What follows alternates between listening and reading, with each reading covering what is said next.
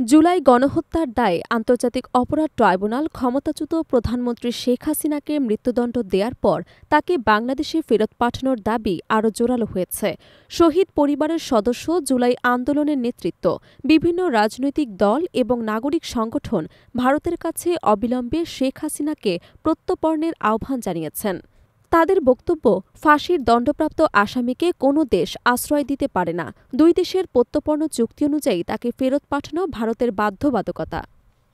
পররাষ্ট্র মন্ত্রণালয়ের কর্মকর্তারা জানিয়েছেন, ইতোমধ্যেই ইন্টারপোলের মাধ্যমে রেড অ্যালার্ট জারি এবং দিল্লির উদ্দেশ্যে নতুন করে আনুষ্ঠানিক চিঠি পাঠানোর প্রক্রিয়া চলছে।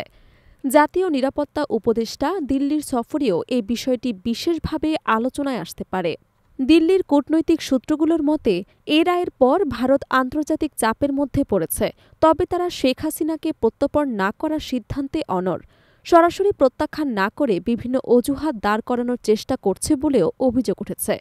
ভারতীয় সংবাদ মাধ্যমগুলো রায়কে ঘিরে বিভ্রান্তিকর প্রচার চালাচ্ছে বলেও বাংলাদেশি বিশ্লেষকদের দাবি।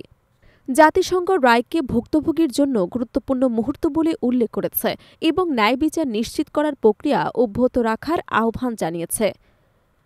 বাংলাদেশের কূটনৈতিক এবং আন্তর্জাতিক বিশ্লেষকরা বলছেন, ভারত তাকে ফেরত দিক বা না দিক, ঢাকার উচিত আন্তর্জাতিক অঙ্গনে এই বিষয়টি জোরালোভাবে তুলে ধরা।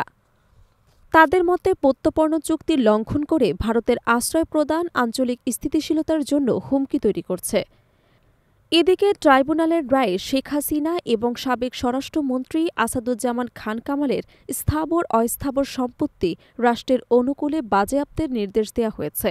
রায় কার্যকর করতে শিগগিরই ইন্টারপোলে কনভিকশন ওয়ারেন্ট পাঠানোর প্রস্তুতি চলছে বলে প্রসিকিউশন জানিয়েছে।